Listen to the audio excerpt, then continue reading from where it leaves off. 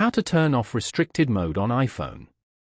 To get started, first of all go ahead and open up the Settings application on your phone. Once you're here, scroll down to find and tap on Screen Time.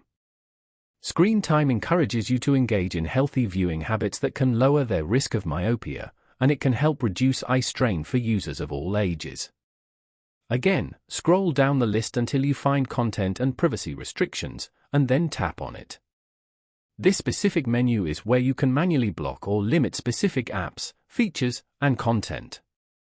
At the very top of the Content and Privacy Restrictions screen, you will see a switch. Tap on it to turn off and it will grant full access to all apps and features. Following these steps, you can easily turn off restricted mode on an iPhone. Thank you for watching. Please leave a like if this tutorial helped you, or leave a comment below if you have any questions related to the video.